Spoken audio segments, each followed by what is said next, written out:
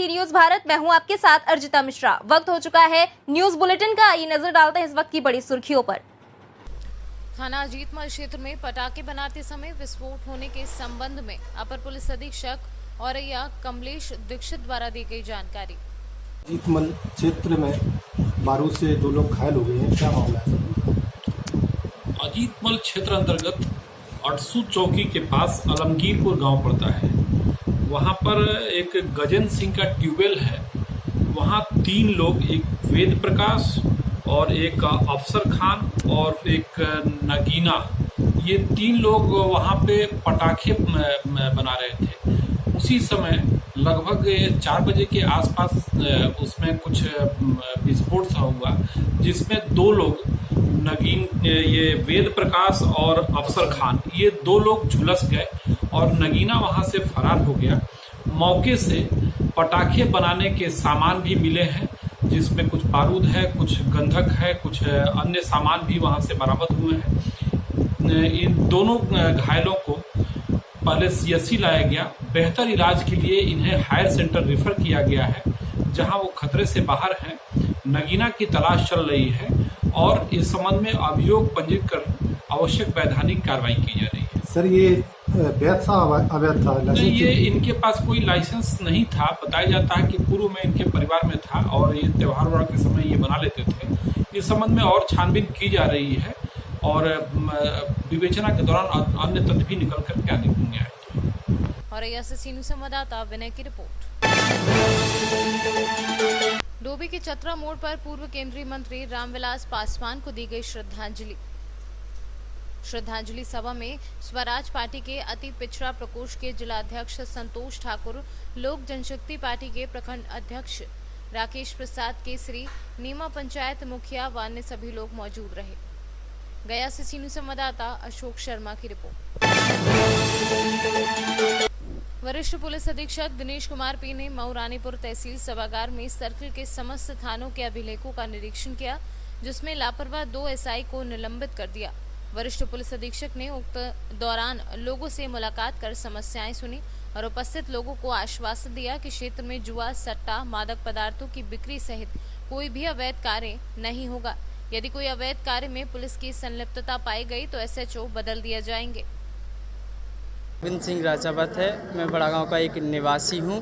मेरे पिता की 10 अगस्त में हत्या हो गई थी, जिससे 2 माह लगभग हो चुके हैं। इसके बाद भी पुलिस प्रशासन द्वारा गिरफ्तारी नहीं हुई है अपराधियों की। और वो अपराधी खुलेआम घूमते हुए मेरे परिवार को दहशत में माहौल बनाए हुए कॉल के माध्यम से धमकियां देते हैं और मेरे घर के बाहर से असलाह लेके कई बार निकल चुके हैं, जिसकी सूचना मैं थाना प्रभारी को दे चुका हूं। इसके बाद भी मेरी कोई सुनवाई नहीं हुई है, ना ही उनके द्वारा कोई उनके खिलाफ कार्रवाई की गई है। आज मैं एक एसएसपी साहब से मिलकर अभी आश्वासन दिया है, उन्होंने जल्द से जल्द इस पर कार्रवाई होगी।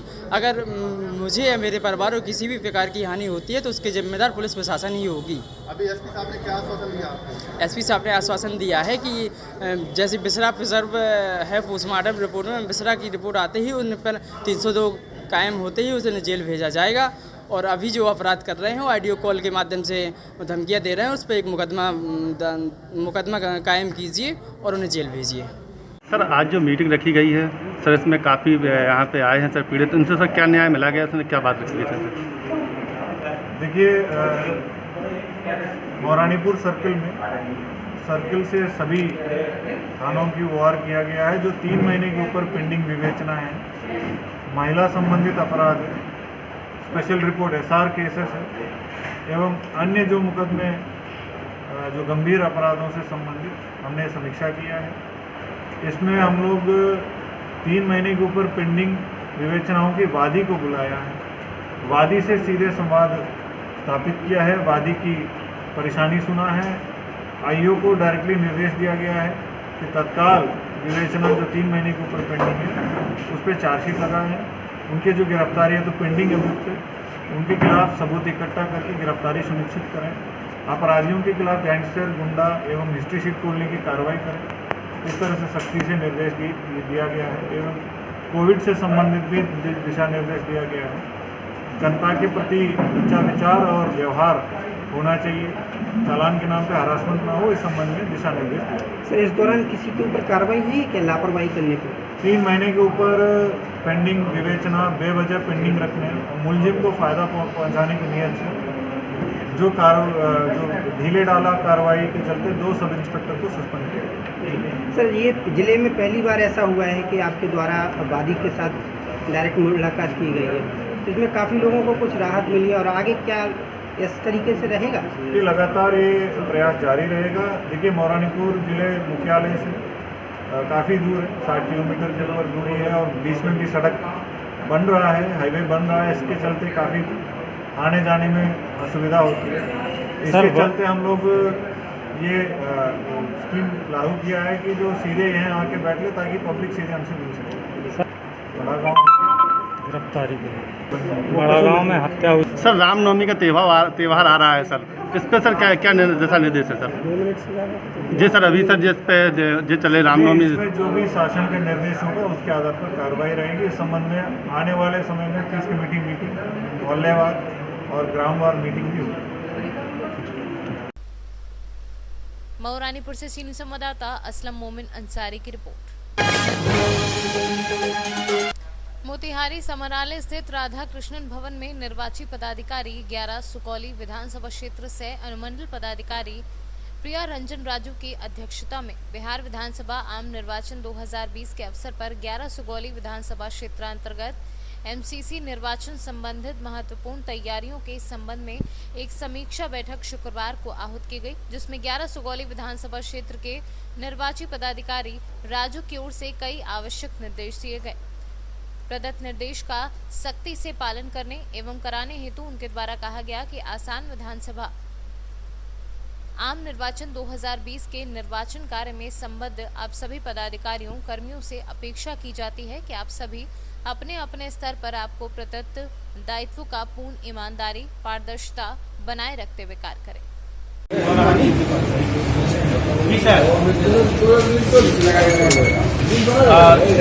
द्वितीय चरण का नोटिफिकेशन जो है असेंबली इलेक्शन बिहार 2020 का मोतिहारी जिले में हो चुका है, जहाँ पे 6 असेंबली जो है चुनाव में जाने वाली है द्वितीय चरण में, जिसका नामांकन की प्रक्रिया आज से शुरू हो गई है।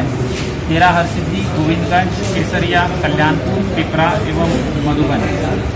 टोटल इलेक्टर्स अगर हम इस 6 को करते हैं, वैसे जिले में 34 लाख प्लस हमारे इलेक्टर्स हैं। इन 6 असेंबली में द्वितीय चरण में जो है हमारे लोग जो जाएंगे वो 16,55,000 लोग जो है मतलब इसमें चुनाव में रहेंगे, जिसमें पुरुष जो है 8,68,000 और 7,86,000 जो है महिलाएं यहाँ पे रहेगी।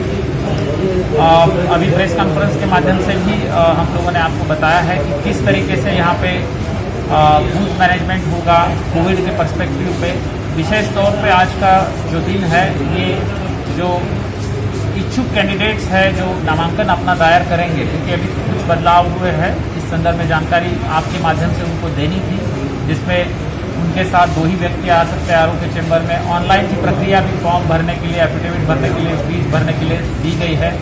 व्हीकल्स का पहले अभी 2 ही व्हीकल्स अलाउड है। उसके बाद जो है कोविड का प्रोटोकॉल भी जो है एमएचए के द्वारा अभी रिसेंट डायरेक्शंस भी आ गए हैं। बंद हॉल में 200 के अंदर जो है संख्या होनी चाहिए। बड़े ग्राउंड पे जो है सोशल डिस्टेंसिंग मेंटेन करते हुए जो आरओ के द्वारा नोटिफाइड ग्राउंड्स है वहीं पे सभा करनी है। साथ में मॉडल कोड ऑफ कंडक्ट इसके अलावा एसएसपी के 22 जो बॉर्डर आउटपोस्ट है वो पहले से कार्यरत है। अभी जिले में केवल 15 एनबीडब्ल्यू गैर जवान की वारंट 6 महीने से कम के मुताबिक है। 2,831 एनबीडब्ल्यू का निष्पादन किया गया है। 6 महीने से अधिक के जो परमानेंट और अस्थायी वारंट है केवल वही हमने।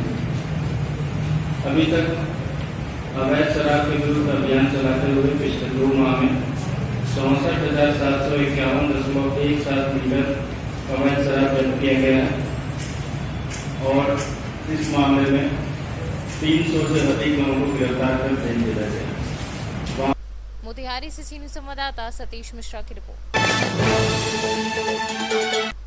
पुलिस उप महानिरीक्षक परिक्षेत्र प्रयागराज व पुलिस उप महानिरीक्षक वरिष्ठ पुलिस अधीक्षक प्रयागराज द्वारा पुलिस लाइन सभागार में एंटी रोमियो स्क्वाड की समीक्षा कर आवश्यक दिशा निर्देश दिए गए व पुलिस महानिरीक्षक परिक्षेत्र प्रयागराज द्वारा जनपद में एंटी रोमियो स्क्वाड द्वारा की जाने वाली कार्यवाही के संबंध में मीडिया को जानकारी देते हुए कहा कि पुलिस महिलाओं की सुरक्षा के लिए पूरी तरह से तत्पर है।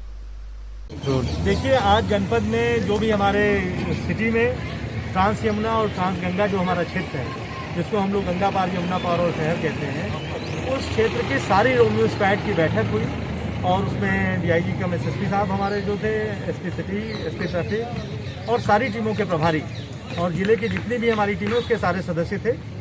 उनसे क्या करना है और क्या नहीं करना है और कैसे बॉडी वॉर्न कैमरा, जिससे कि वो जो घटनाएं हो रही है उसको कैसे हमें रिकॉर्ड करना है और किस समय पर और कहाँ पर। जैसे सुबह के समय में जो पार्क हैं, जो जहाँ पे लोग टहलते हैं, महिलाएं जब स्कूलों अभी तो नहीं जा रही हैं, जहाँ कार्य क्षेत्र में अपने जाती हैं, उन जगहों पे, मॉल्स पे, जो भीड़ भाड़ की जगहें हैं, बड़े जहाँ हॉस्पिटल हैं, उन जगहों पर हमारी टीमें रहेंगी और सुबह और शाम जगह बदल बदल करके, रूप बदल करके, सादे में और वर्दी में हमारी टीमें रहेंगी। और जो मनचले हैं, जो महिला संबंधी अपराधों में जिनका अभ्यस्त अपराधी हैं या जो इस तरह के कार्यों में लिप्त रहेंगे, उनके खिलाफ कार्रवाई होगी, उनकी रिकॉर्डिंग होगी। जो पहली बार है या जो नए लड़के हैं, जो 18 साल से कम के लोग हैं, उनके गार्जियंस को बुलाकर उनको समझाने की बात है, उनको सजग करने की बात है, काउंसलिंग करने की बात है। लेकिन जो बार बार इस तरह के अपराधी और एडल्ट हैं, उनके खिलाफ जो कानूनी कार्रवाई उसको करेंगे। और एक ऐसा माहौल हमें बनाना है जिससे कि महिलाओं की सुरक्षा जो हमारी प्राथमिकता है, उसको हम लोग पूरे मनोयोग से, पूरी तत्परता के साथ उसमें हम लोग लगे रहें। और इसलिए सेंसिटाइजेशन के लिए, उनको ट्रीट करने के लिए बॉडी वॉर्न कैमरा कैसे ऑपरेट करना है, क्योंकि हमारे पास एविडेंस भी होना चाहिए जो हम कर रहे हैं। और हम मीडिया से कैसे इस बात को एक पूरे शहर में, पूरे जनपद में एक माहौल बने कि पुलिस महिलाओं की सुरक्षा के लिए तत्पर है। ये मैसेज भी हम देना चाहते हैं आपके माध्यम से कि अगर किसी को दिक्कत है, हमारी सारी जो टीमें हैं उनके पास नंबर है, उस नंबर को भी हम फ्लैश कर रहे हैं, कल चला जाएगा प्रेस में, जिससे कि अगर कोई महिलाओं की समस्या है, कोई बात है, तो अपने थानों की जो हमारी एंटी रोमियो स्क्वाड है उससे वो अपनी बातें शेयर कर सकते हैं। बाकी सारे नंबर्स वही हैं, 1090 है हमारा, 112 है, एसएसपी का नंबर है, उनके सीओस का नंबर है, थानों का नंबर है। लेकिन एक एडिशनल नंबर है और हम कोशिश करेंगे कि जो महिला आती है, जो पीड़िता है, जो इस तरह की चीज़ों को, उसको एंटी रोमियो स्क्वाड से भी हम उसको कनेक्ट करें। प्रदेश में हाल के दिनों में जिस तरीके की घटनाएं आई हैं, क्या उसको देखते हुए चेतावनी की गई है? नहीं, वो तो एक है ही है जो प्रेजेंट कंटेक्स्ट है, लेकिन लगातार सरकार की प्राथमिकता में ये है कि एंटी रोमियो स्क्वाड अपना काम करे। उसके तहत भी हम कार्य कर रहे हैं। जो हमारी ड्यूटी, हमारी स्क्वाड बने हुए हैं और जो वर्तमान कंटेक्स्ट है उसमें इनको और अच्छे तरीके से काम करें, इसलिए मीटिंग। कितनी टीमें बनाई गई पूरे जनपद में? पूरे हमारे 39 थाने हैं, 39 टीमें, हर थाने में एक टीम है। और कल एसएसपी साहब इस बारे में विचार करें कि कैसे और इफेक्टिव बनाएं, इनको वाहन दें, तो उसको हम अभी विचार विमर्श कर रहे हैं कि शक्ति वाहन के रूप में हम शहर में पहली फेज में शक्ति वाहनों को हम लॉन्च करेंगे। तो फिर उस पर हम आपसे लॉन्च करेंगे तो महिला पुलिसकर्मियों के साथ, पुलिसकर्मियों के साथ महिलाओं की सुरक्षा के लिए शहर में फर्स्ट स्टेज में हम शक्ति मोबाइल लॉन्च करेंगे। एक टीम में कितने सदस्य होंगे, कितने महिला सिपाही? एक टीम में कम से कम 1 या 2 महिला होना आवश्यक है। बाकी एक सब इंस्पेक्टर जिम्मेदार जो डिविजन है या अपराध को कार्यवाही करने के लिए, और बाकी कांस्टेबल और हेड कांस्टेबल, 4 लोगों की एक टीम। प्रयागराज से सीनियर संवाददाता अनिल कुमार मौर्य की रिपोर्ट। न्यूज बुलेटिन में फिलहाल इतना ही। देश प्रदेश की तमाम बड़ी खबरों के लिए बने रहिए सी न्यूज भारत के साथ। हर खबर आपके साथ, आपके हाथ।